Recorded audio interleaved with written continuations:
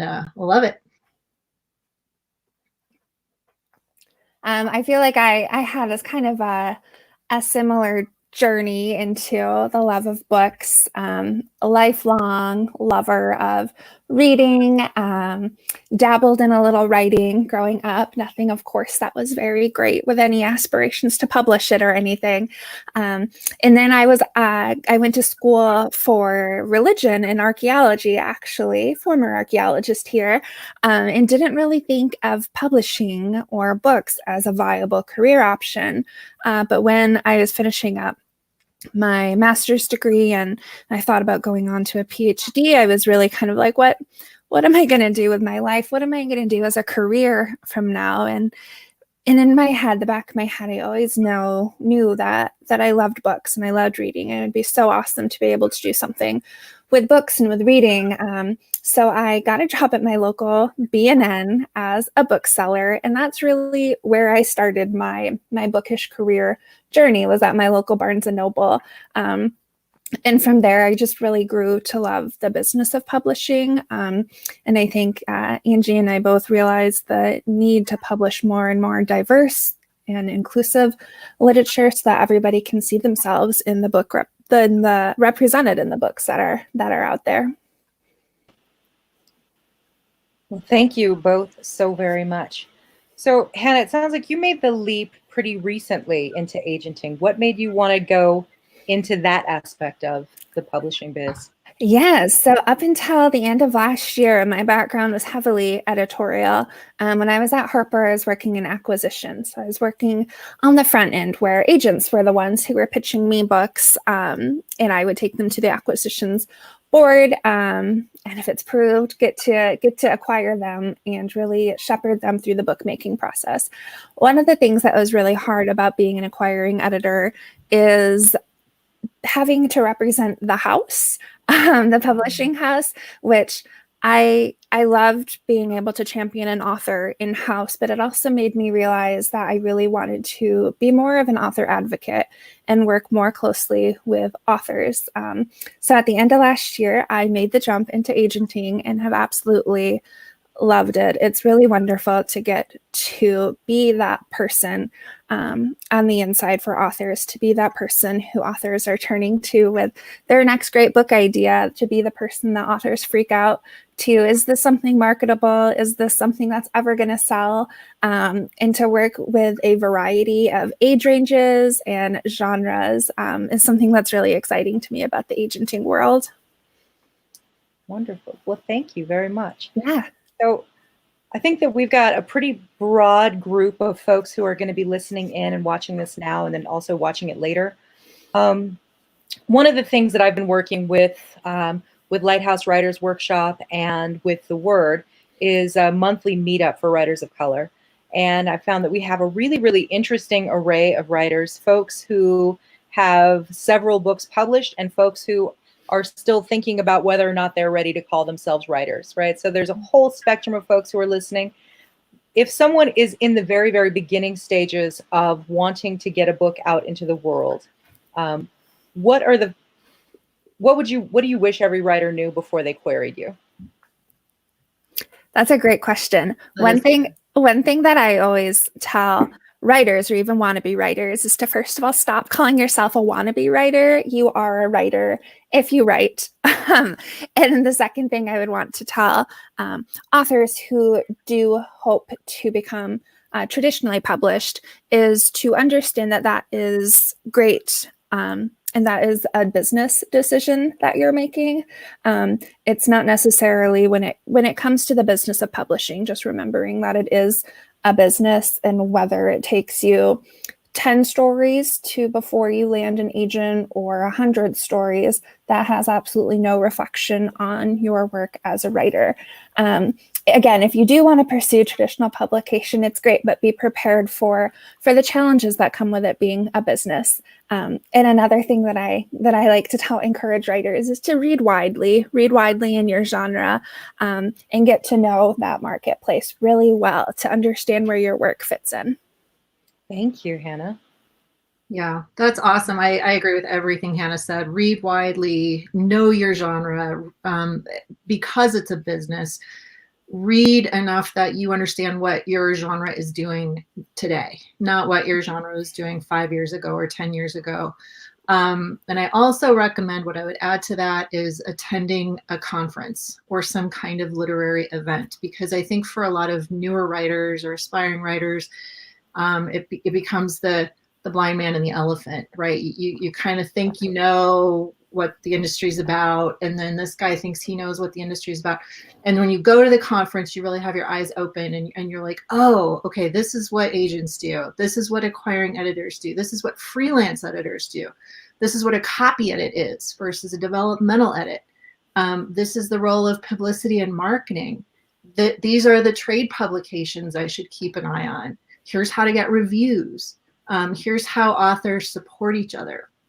So even if you can't find a big conference to go to, find a tribe for yourself locally. Here in Denver, we've got Lighthouse Writers, which is Susie mentioned earlier, which is fantastic. There's a lot of wonderful local conferences all over, but also there's huge national organizations for your genre. So really know what your genre is. That will help you find your readers, or help your readers find you, more to the point. So look for those big national conventions and a local chapter, perhaps, where you can really plug in and find a support system. Thank you, Angie and Hannah. So now we're in the time of coronavirus, and we're in some interesting reflections. I'm guessing you probably have both seen quite a bit of post-apocalyptic work lately. I've been inundated with a few more things. Can you tell us a little bit more about what you've seen more of than you would like to, and perhaps what you haven't seen enough of? I think that I'm not seeing a huge amount of this, but I am seeing a little bit of books about contagions now, where it feels relevant. But for me personally, it's perhaps a little bit too relevant right now, where it's not really something that I want to be reminded of. And a lot of readers don't really want to be reminded of this anxiety that they're feeling due to the current circumstances. So one thing that I would love to see more of is escapism from that, whether that's a fun romantic comedy where a character gets a happily ever after, or if it's an immersive science fiction. I think that a lot of readers right now are just thinking about the current reality makes them very anxious and makes them afraid. So they're looking for books that transport them away from that anxiety and out of that stress. And I think that can come in a variety of different genres, really. So again, I love to encourage writers to just keep writing their very immersive books, and maybe steer clear of the contagion and pandemic storylines for a little while. Yeah, I would agree. I've been seeing, so I read queries for 4 agents at Nelson Agency. So I see a lot of, what I've seen a lot of in the last month or 5 weeks, 6 weeks, are really, really short books. I think people have gone into quarantine, and now they're going to write, which is fantastic by all means. But just make sure that you understand that's probably not writing that's ready for an agent to see quite yet. So in writing it's a wonderful therapeutic, artistic thing to do. And lots of people are doing it right now to help them work through this anxiety and this stress. But to Hannah's point, we have some predictions. So what we're acquiring now won't really hit shelves until 18 to 24 months from now. And my prediction, and I'm not alone in this, is 18 to 24 months from now, we're going to see fun, funny, lighthearted, poignant, enriching fiction, because it's the opposite of what we're currently living. When we were living in prosperity with no worries, we loved dystopian fiction, and now we're kind of on the flip side of that. We're living in the dystopia. So I think fiction's going to flip in the next couple years. Thank you both very much. So that's excellent news that if you're writing the great American novel, while you're sheltering in place. Maybe consider some other themes, and maybe now is not the time for the pandemic novel, and that's fair. I'd like to welcome Vinyanka Prasad, the executive director of The Word, who's joining us. Hey, Vinyanka. Hi, everyone. Thanks for looping me in here.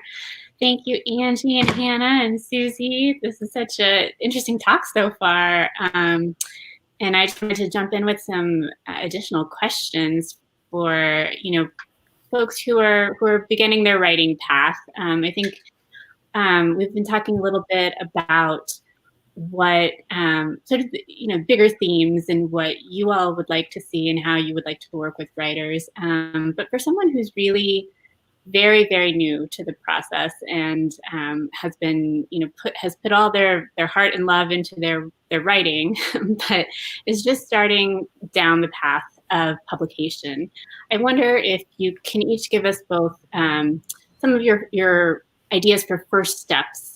What should they do when they're first looking to get something published? Who do they reach out to? And how do they know that that's the right person for them to reach out to? I'll do a little shameless self-promotion here, if you don't mind. I actually wrote a book on that topic, and it's called Do You Need a Literary Agent? The Writer in the Know Guide to a Literary Agent's Role in the Publishing Industry.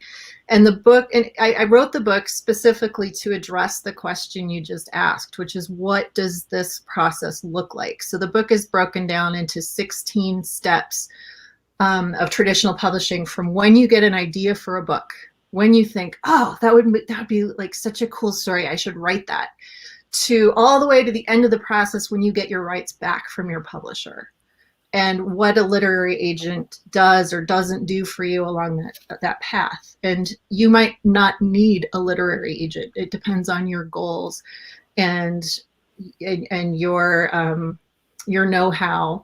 And that's another thing the book addresses. So hopefully you'll check that out. But Hannah, you go. I don't know really how to follow that. Everyone should just go check out Angie's book, where it sounds like she's laid it all out.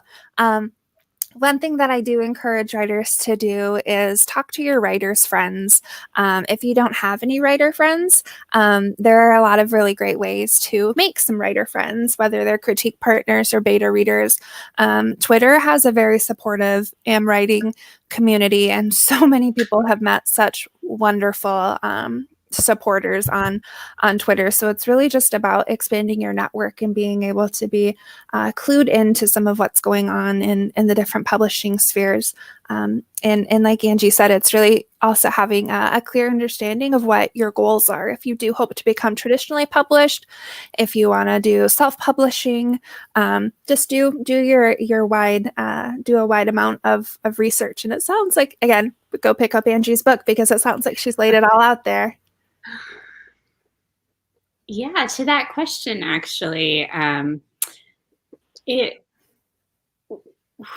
are the writers who are ready to be reaching out to agents? Where are they in their stage of writing? And also, are there specific genres, or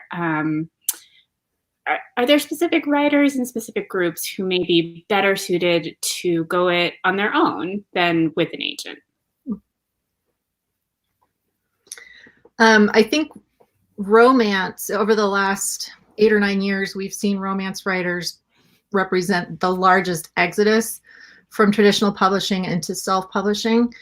And it's been kind of fun to watch other writers keep their eye on the romance writers. Like, what are the romance writers doing? Because it's working, right? So there a lot of people have followed suit. There's a lot of sci-fi fantasy writers who are going it on their own.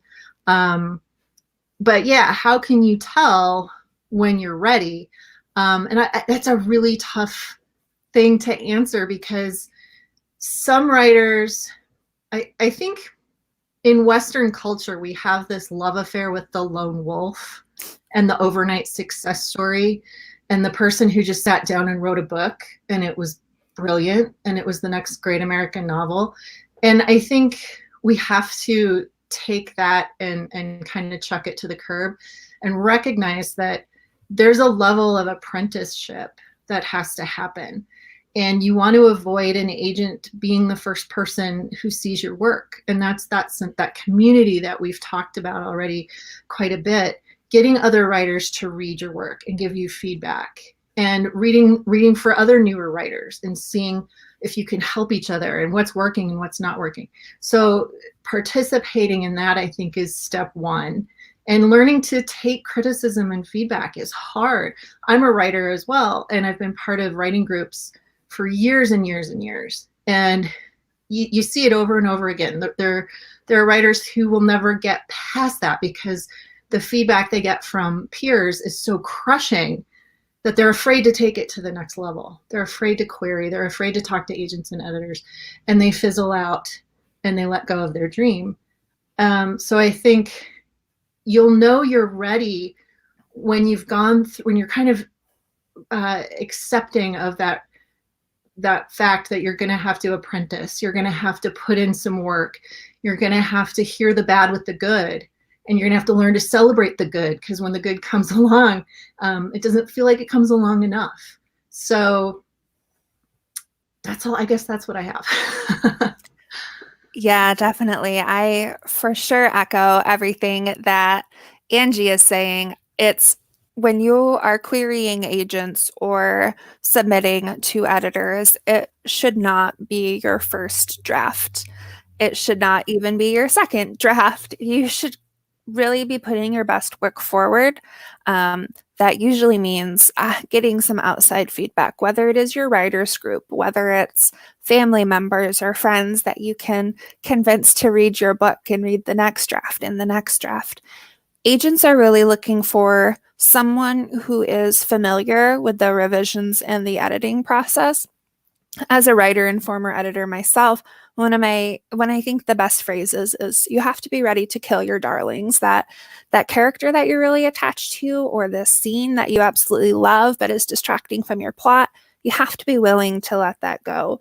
And sometimes it's really, really hard to not take editorial feedback personally, whether it's coming from a close friend, whether it's coming from a critique partner that you met on the internet. It's really hard not to take that personally. So really, again, like Angie said, you have to just grow as a writer, understand what makes your book shine, and work with other people. Again, putting your book out there for the public is a scary and a vulnerable thing. So again, I just want to highlight how important it is to really find your writer's network, whether it's friends or family or a writing group. Just find your network and work with them to help make your story shine. That goes to so many people's hearts. That's such good advice. I think it's really something that writers have to prepare themselves for, that their book is going to look really different than they maybe thought it was going to. But to that end, there's a little bit of a tension of that. It sounds as though a writer really should be submitting what they think is a final draft to an agent, but then both through the agenting process, and then I imagine obviously through the editing process, that's going to change a lot. So how does a writer prepare for that? How do they, what's the best step to take in feeling like you have the right story, but then preparing yourself to know where there's going to be room for change? Yeah, I think it's going to feel like every draft is your final draft. And I think that that's fine. I feel like that's just the nature of editing, the nature of publishing, is that with every revision, it's going to change a little bit. I think that the most important thing to bear in mind while you're going through seemingly endless revisions is to remember your vision for the story, and to remember that it is about your vision. It's not necessarily about your agent's vision or your editor's vision. It's your vision, and your writing group, your agent, your editor are all just trying to make that vision come to life with each round of editing and revisions. So anytime that somebody gives you feedback on your work, I think it's important to ask yourself, how does it fit into the overall editorial vision that you have for your work? And I agree with that. I think too, as a writer, to the question of how do you know you're done? How do you know it's ready? I think a lot of writers don't know. There's that, right? Let's acknowledge that it's a lot of shooting in the dark. You think it's ready, it might not. You might query 25 agents and get 25 rejections, and clearly then you're like, was it my pitch letter or was it my manuscript? Like, what was it, right? So there's a lot of just not knowing why a work isn't breaking in. So I think step one is not getting so married to one book. I know a lot of writers who are writing, it's been 10 years and they're writing the same book over and over again. They won't let themselves go on to the next project until this book sells. And I think that's a huge mistake. I think it's a huge mistake that new writers make. Get a book out there. If it wasn't ready, it wasn't ready. Maybe you have some idea why, maybe you don't. Write something new. Write something new. Kristen Nelson, who's my boss, did kind of an informal survey among her clients and found out, she asked them, how many manuscripts did you write before you got picked up by an agent? And the average was 4. And that might seem like a lot to you, or it might not seem like a lot to you, depending on where you are on your aspirational path. But 4 novels is a lot but it's 4 times you had to let that book go and try something different. To the question of like, I'm in this one book, how do I know? And I feel like as a writer, when you've tinkered with a manuscript long enough that you've kind of hit this tipping point where you've lost your own story, that's when you need to stop and either go back to the beginning and get back to the original spark that made you want to spend a year of your life working on this story, or you put it away, write something new, maybe you come back to it. But I think a lot of writers who find success, they're always writing something new. They're always rotating projects in and out. So my biggest caution is don't get stuck on one book for longer than a year, maybe 2 years for your first book. But know that when you go under a contract, when you get your agent, they sell your book. If you start doing multiple books for that publisher, you get 1 year. Typically, it's 1 year per book. So it's a big luxury to be kind of pre-published because you get as much time as you want to write book 1. But as soon as you cross into that professional fiction writer space, 12 months per manuscript. So that can be kind of daunting. Yeah, it's also kind of funny to see now just how subjective publishing is and how cyclical the trends are. So that manuscript that might not have been ready a couple years ago might be really coming into vogue right now. Like, for example, if there's any Twilight lovers watching, the YA world was just thrown into chaos this week when Stephanie Meyer told us that she's releasing another Twilight book this summer, and we all were thinking that vampires were done with, and now everybody is dusting off that vampire manuscript that they shelved a couple years ago. And maybe in a couple years we're going to see an influx of vampire books now, and it's time for vampires to have a resurgence in YA. So really, even if you are forced to put aside a book, just keep it on the back burner. But it's gone. It's not gone for real. Just for a little bit, and maybe it'll be time for it down the line. I think that a lot of what we're hearing here is, at the heart of what being a writer is, which is that it's a terribly torturous process. Yeah. But it's really nice to hear that, that you both understand that, and that the agents that writers would be working with would understand that. And I'm curious if you have stories of folks who, they have been agented and that part of their process has been successful in getting an agent, but then there's a lag in being able to actually sell their book.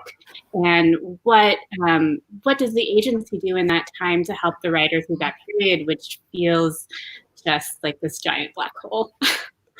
Yeah, and we have a lot. Kristen's been agenting for almost 20 years now. She's got a lot of clients. She's had a lot of clients come and go.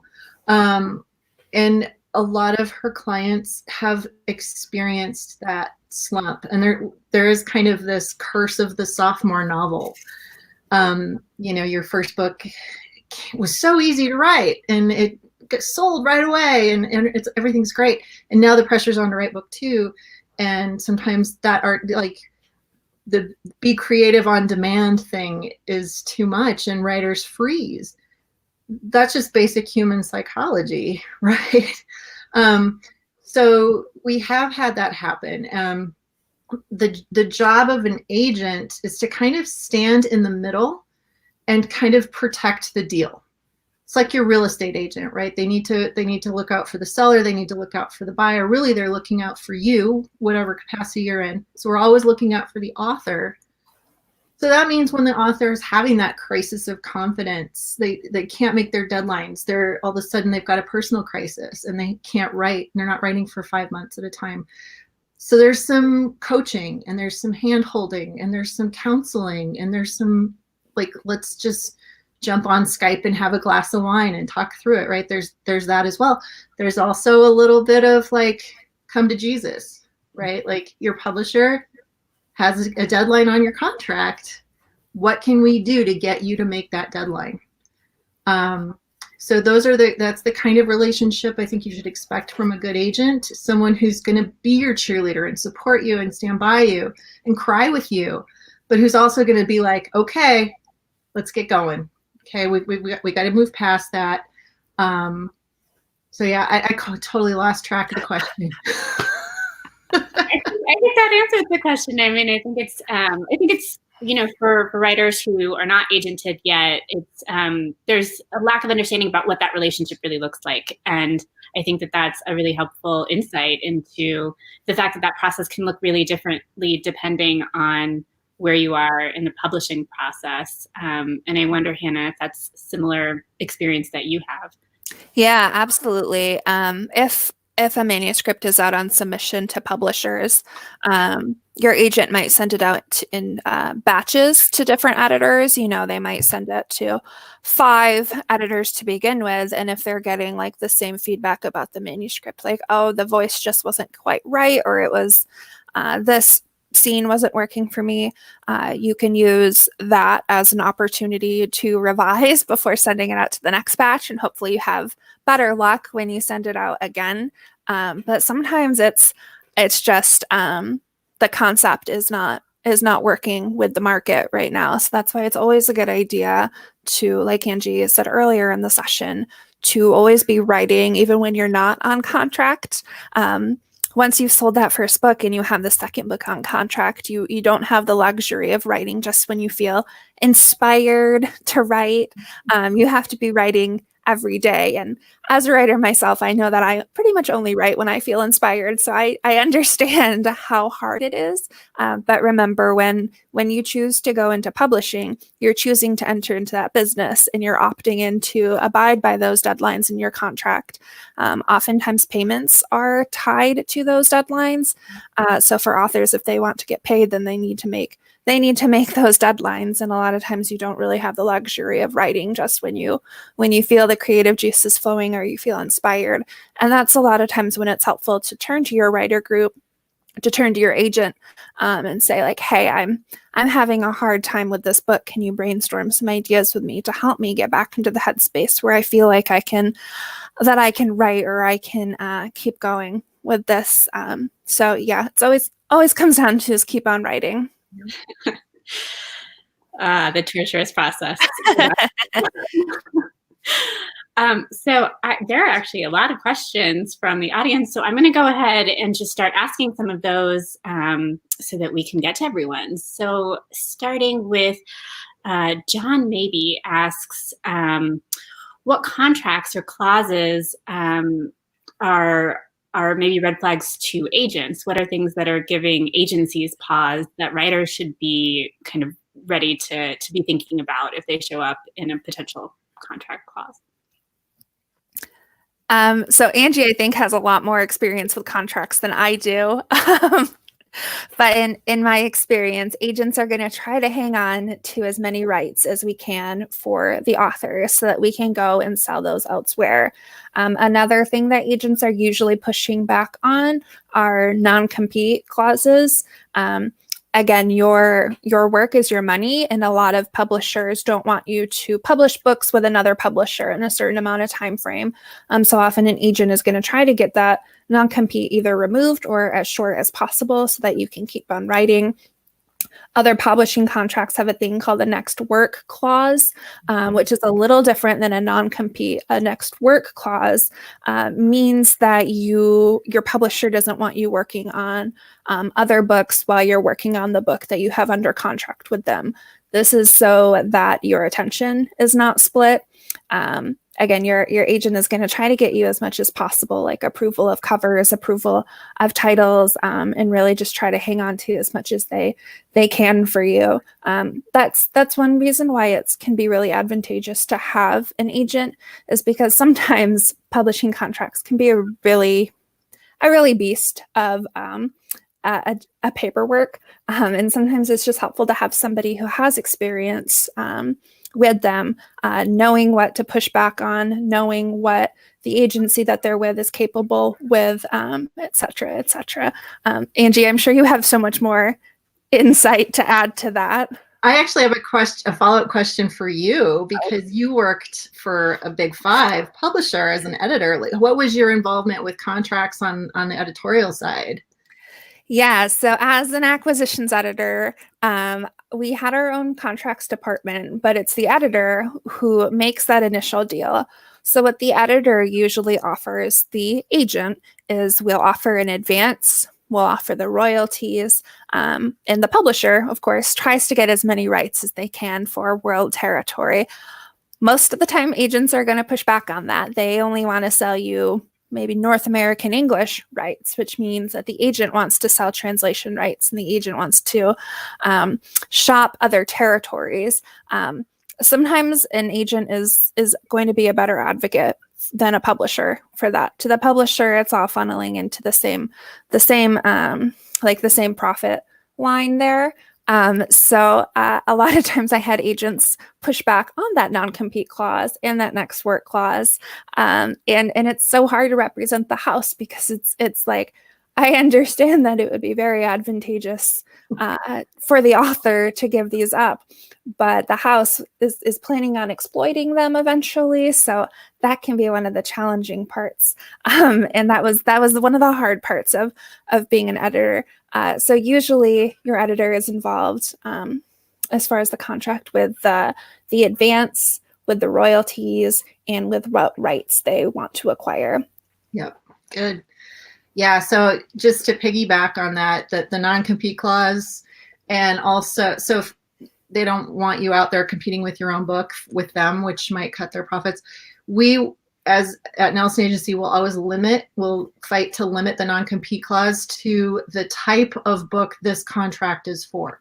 So if you have written a young adult fantasy at approximately 75,000 words, we will limit the non-compete clause to a young adult fantasy of approximately 75,000 words.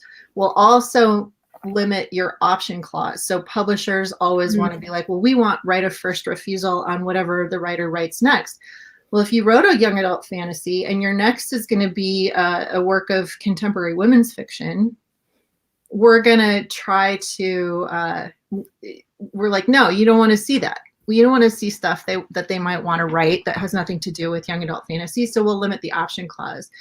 Other rights right now that are really hot button, audio rights. Because audiobooks have taken off, especially in the last 5 years. And so one thing we'll do at Nelson Agency, because it's very, very, very difficult to get a traditional publishing contract signed unless you're granting the publisher audio rights, whether they plan to do your audiobook or not, which seems so frustrating, right? So at Nelson Agency, we will fight to say, if you don't exploit, we're going to grant you the audio rights, but if you don't exploit those rights within 1 year of the signature of this contract or of the publication date, for instance, it automatically reverts to us. We don't even have to ask you for the rights back. It's just in the contract that on this date, rights revert to us. And on that, the day after, we can submit that to Audible and do the deal for you ourselves. So little things like that to watch for sure. Yeah, that's, I mean, I think that there's so many questions that we could dive into here. But just really briefly, I wanted to follow up on what are some very standard contract clauses that a writer who's getting their first deal might be a little bit surprised by? I think that, again, if you're pursuing traditional publishing, I think that first-time writers might be surprised with how much the publisher gets to decide. The publisher will usually get to decide your cover and the title of your book. And if your agent has negotiated it, you'll have approval.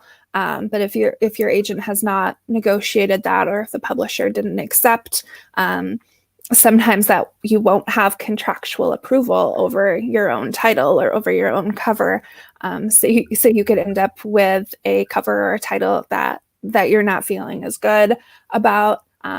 Usually you can trust your publisher to know what they're doing, to understand the market. Coming from the house side, we vet titles and covers pretty intensely before they're considered final or close to final.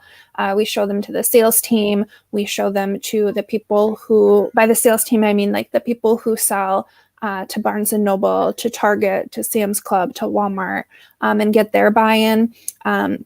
Your editor will have done a ton of research into comp titles to see what kind of concepts are hot at the moment. But that can be something that can be a little surprising to authors, saying like, wait, I don't get to decide my book's title. I don't get to decide my book's cover, or how involved to be in that whole process. But again, that's something that your agent can hopefully negotiate into your contract for you. Yeah, and the only thing I can think of at the moment to add to that would be kind of the recent, within the last few years, the addition of these morality clauses. Oh, yeah. For authors. So suddenly your publishing contract has these like code of conduct clauses, which can give the publisher the right to cancel future deals with you if you're out dancing naked on a table at a bar or whatever they think would be inappropriate or would cause people to not buy your book. So yeah, we always kind of try to limit those as much as we can, because it's like, well, if other authors behaved badly, that's fine, but don't assume our author is going to behave badly too. Yeah, it's funny. Yeah. Publishing contracts are funny. Yes, definitely. I'm sure we could do like 2 hours just diving contract clauses, but we don't have 2 hours. So I'm going to move us on to another question that's really interesting. So we have a couple of authors here who it sounds like are writing with some bilingual portions of their writing. And they're wondering if they really should target only agents who are bilingual themselves, or if that's too limiting for their career. That's a really good question. The problem is that there is a lack of diversity when it comes to the agenting space. It's something that there are a lot of people and a lot of groups that are really pushing for more diversity.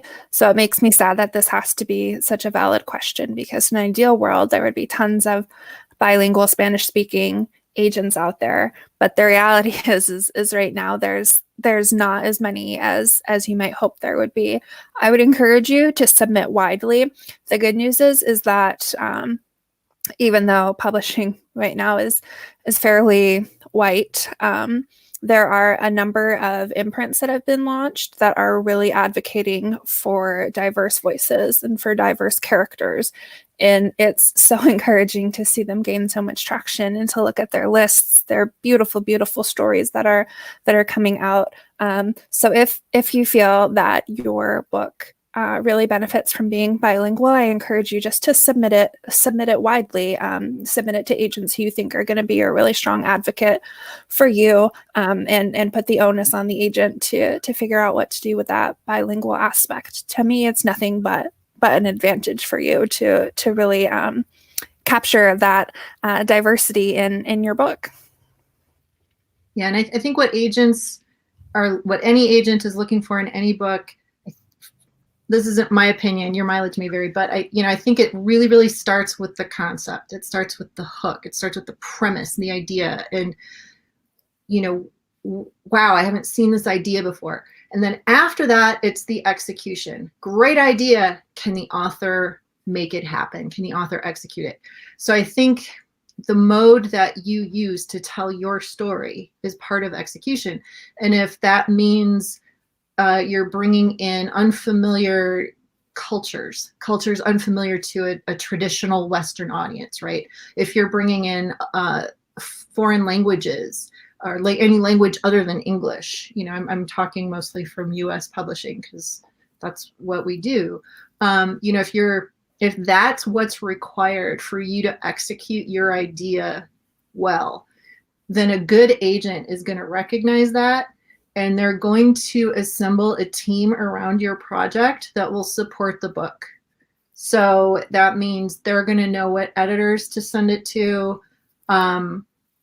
It might even mean coaching you to find a beta reader earlier on who can kind of test it out for the market and make suggestions before we send it to New York for on submission, if that makes sense. So really, that would be a red flag if an agent is interested in you, they like your idea, but they want to strip out certain aspects of your execution that make it uniquely you and your story. I would encourage you to think twice before agreeing to do that. Yeah, I mean, I think that goes into quite a lot of what the word is out talking Absolutely. about every single day. There are a lot of layers to a publishing process and to the publishing team. But I guess I would follow up with you and just sort of, that idea of beta readers, I would think that the publishing process should be thought of as a whole team. Mm-hmm. And there's not going to be one person in that pipeline who is going to be your absolute resource for every piece of how your manuscript is shaped. And so can you follow up a little bit about who are the outside individuals who you do bring in? Obviously, an editor, once a book reaches an editing process, there's a team of people who are brought in.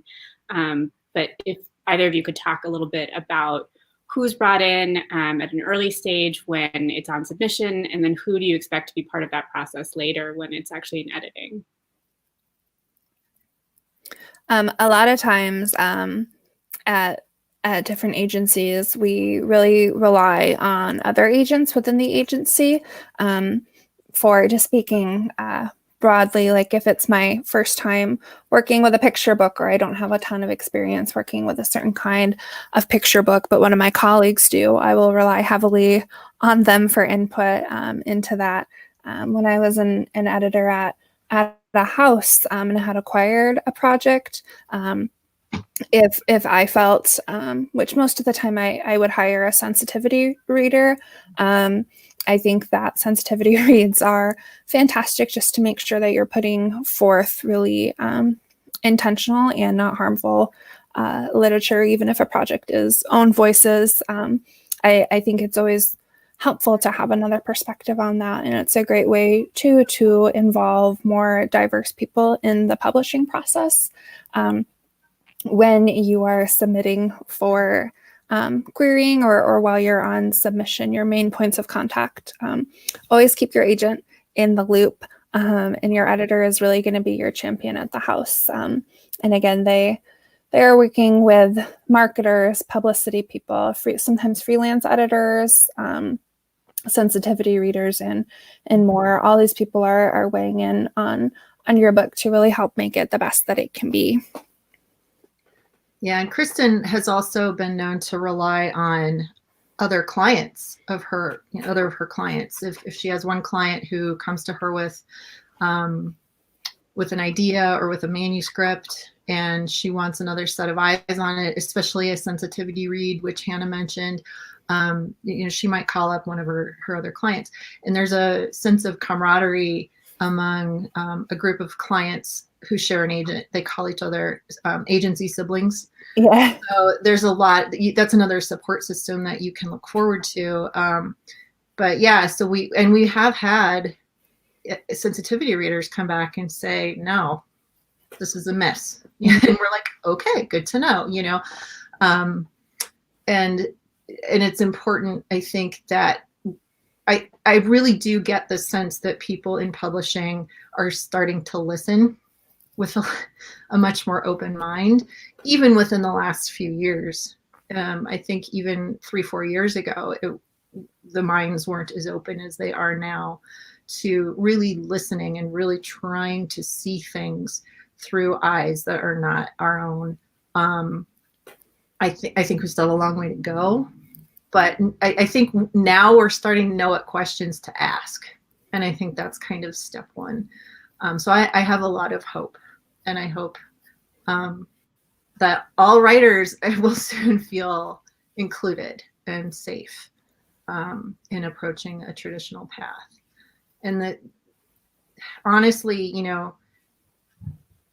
we as a team, so your team around your book it starts with the three. It's the writer, the agent, the editor, and then anyone we bring in around that is kind of secondary. But I think it takes a village to raise a book, I guess. I like that. So, yeah. Yeah, I mean, that goes, into a big question. It's the reason for the word's existence. It's the reason for this Margins community programming and the Margins conference itself that we're putting together, is that there are a lot of these roadblocks that make people not feel included. And that actually goes to a lot of, there are some questions in the comments here along those lines as well, about an individual's identity and how. I'm going to kind of distill a couple of these questions together, but I think the bigger question is someone who is writing from a marginalized background. And as you noted, Hannah, and as I think most of us know, the folks that you're submitting to are most likely not going to be coming from your same background and understand sort of all of the, all the nuance that goes into what perspective you brought into your book. And so how does a writer prepare themselves to go into that process, and what are the steps that agents are taking to make them feel more welcome and to hear from them, what their story needs to be most successful? Mm-hmm, mm-hmm. That's a really important question that publishing is still struggling to answer right now. I think that there are so many agents, so many of us, like I have it written on my manuscript wish list, is that I'm really passionately seeking stories from people who've been historically underrepresented in the genres that they're writing. And I think that one thing that oftentimes writers feel that they have to overcome is writing their story so that a white person can understand it. It's writing their story for a white audience, which I would encourage authors not to feel obligated to do that. Your book doesn't have to be for a white audience. Your book doesn't have to be for a straight audience or an able-bodied audience. If your book is just for you, who you were 10 years ago, that's okay. There are some really amazing strides being made. I think that this Margins Conference is one of them. Beth Phelan put together DV Pit, which is an online pitching contest for diverse authors. And she's organizing a DV Con, a Diverse Voices conference later this summer. So you do see that there are a lot of agents who are really intentionally paying attention to diverse voices and paying attention to making sure their stories are heard. I wish that publishing was more diverse, and every year Lee and Low release a survey, and the results of their survey from this most recent survey is that most of the diversity is in interns and entry-level positions. So what I'm hopeful is that they can be retained in the industry so that you can see more people of color, people of different sexualities, non-binary folks, to really see the upper levels in publishing reflect the diversity that seem to be in the internships and the lower ends. But I think until that happens, I encourage authors to write your story, but don't feel obligated to write it for that white audience. Yeah, I'd agree. And I think too that,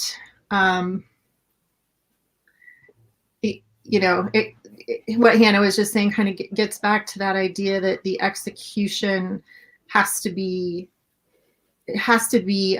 genuine. It has to be authentic. And I think if you are writing for the wrong audience, or writing for an audience that is out of hand going to judge the work before they even open page one, then that can damage the artistic integrity of the work. As far as agenting or editors, anybody who's acquiring, whether it's as a client or as or an article of publication, it's not enough to say, well, I'm just not getting submissions from people of color. You're not trying hard enough. You can do better. I would encourage, so you mentioned DV Pit, which just happened last week, 2 weeks ago, maybe 2 weeks ago. Yeah. If you're on Twitter, follow DV Pit, #DV Pit. You can go back and read what just happened over a couple weeks ago, and really watch which agents are being active on DV Pit, who are going out there and liking those pitches and requesting those manuscripts, because those are the ones who have decided that for them it's not good enough to sit back and wait to be queried by a marginalized voice. They're the ones who are actively going out there. They're asking to see these projects. So that would be a good place to start. And you had mentioned, Angie, that there's this idea that agents have a better sense of which questions they should be asking. And I wondered if that meant questions that agents are asking of themselves, or is that questions that you're asking of your writers? And what are some examples of those questions? I think if I understood your question correctly, that I was speaking more to how we approach the job, right? How we approach our view for looking for clients. And, number one, anything that we're looking for, I mentioned, we're just always on the hunt for that diamond of an idea, right? That high concept that no one's seen before. And then as I said, we're looking for the execution. But we might find that in the slush pile, and then we set up a call with that author. We want to kind of chat with them and see. And there's definitely times where you just know you're not a good fit. You just know that you're not jiving. And if you as the author feel that during an agent conversation, really honor that within yourself. It would be really, really hard for any writer who's been on the query circuit to turn down an offer of representation. But sometimes turning down that offer of representation might be the best thing you do for your career. And I have a good writer friend who is 30 years into her career, and her favorite thing to say at conferences is no agent is better than a bad agent, right? Because a bad agent, they're not going to advocate for you the way you need them to. They might not be as passionate about your work as you need them to be. So as an author, when you have that conversation with somebody who's interested in representing you, don't shy away from the tough questions. Ask them about their views on diversity. Ask them how they plan to handle, something you did in your book that you think might be a little edgy or that the industry hasn't seen yet. Have those tough conversations and pay attention to your gut when they answer and see if you think you'd be a good fit. That's really important to hear. I know that, it's such an uphill battle to get an offer from an agent, and to be able to have the internal strength to turn that down is no easy task, but it's important to hear that it's not, you shouldn't necessarily take the first offer that you get. We are close to out of time, and we have so many questions. So obviously there are so many people who are grateful to be hearing from you right now. So I'm going to try to wrap up with one last question. This is one that actually I've been curious about for a long time. I know that I don't think Nelson has any poetry writers on their list, or I'm not sure, and I'm not sure about Corvisiero either, but where should poets go? That is a good question. I don't have any poetry on my list, but that's not because I don't love it. It's mostly because it's a market that I'm still kind of learning. If you go, to your local Barnes and Noble or your local indie store, you'll notice that the poetry section is a lot smaller than the regular novel section. This is because that I think poetry is kind of a different animal that a lot of publishers don't really know how to handle. I do think you get a little better traction for novels in verse, things that have an overarching story. And that's not to say that there is no place for poetry. It's just that it's a little bit smaller of a market. But I mean, you do look at poets like Rupi Kaur, and she's amazing. And everybody is always posting her poems on Instagram and using them as aesthetics and stuff. So there for sure is a market for it. It's just a little bit of a smaller market. And we actually just sold our first book of poetry. Yeah, that's awesome. Our client, or not client, our agent Joanna McKenzie has a client named Kate Bear, who is a poet, and her book is called What Kind of Woman? I wish I had the release date on the tip of my tongue, but I don't. But as Hannah was saying, this is a poet she already had an audience. She was already active on social media. She was already doing the Instagram releases of, and she had this big following. And so it was very easy to make that relationship, and publishers saw the value in it. And so, yeah, that's been kind of it's kind of fun though, because Joanna's like, the author asked me this and I have no idea, like, how do we market that? Like, we're kind of making it up as we go along, but we're reaching out to our colleagues and trying to find the way. The other option is, of course, university presses. When I was in grad school, I interned at the Colorado Review. And one of the things that we did there was the Colorado Prize for Poetry. So we published a book of a single author book of poems every year. And then also the same for short stories. So I think those are opportunities for poets as well, if you look for university presses. That's a very good tip. Do you know, how did they get connected? Was it because of poetry, or was it a novel, or? I think that Joanna, I honestly don't remember, and I don't want to misspeak, but I want to say that Joanna went and got her. I might be wrong about that, but I think Joanna was like, this is cool. Like, let's talk, and agents will do that sometimes. We don't always just sign things that we get in the slush pile or people we meet at conferences. Sometimes you see someone doing something cool and you're like, hey, have you ever thought about doing a book? So yeah, get your voice out there. That's always good advice for everyone in probably any field, is get yourself out there, which is hopefully what will happen again at the Margins Conference. Will be a space for people to connect with each other and with folks in the publishing industry. And we're really glad to be able to kind of spread Margins out a little bit and be doing these community events throughout the beginning of the summer here, as everyone is getting their heads wrapped around what a different world it is. And really, I hope that some of these things are helpful to people in trying to stay creative at this time. I want to thank both of you so much for being here. And I'm so sorry to all of our audience members whose questions didn't get asked. There were so many.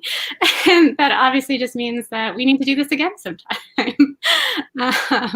So we'll try to make that happen. And I just want to share also again with our audience that we would love for you to check out more of the events that we have going on with Margins. You can find that at thewordfordiversity.org/margins. Under the scheduled page, we have Q&A sessions going on for the next month, and then of course the conference itself. And I do have to shamelessly promote our own.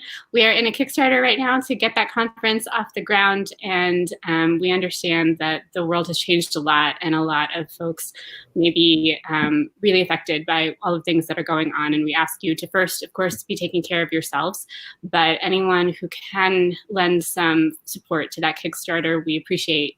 Any even small amount really does help move that needle forward. And we think that this is just such an important thing to keep working on this year. Crises can really be the place where people get left behind, coming back or moving forward from where we are may look very different for different people. And we don't want voices from the margins to get pushed even farther aside. So we continue on, and we hope to make this a really open, wonderful space for all of you to join us. And thank you again, Angie and Hannah. And we hope to see your lovely faces again. And hopefully we can get some of these more of these questions in another time. Sounds good. Thank you so much. This was wonderful. Yeah, so fabulous. Thank you, guys. Well, take care, everyone. And we will see you at the next community event.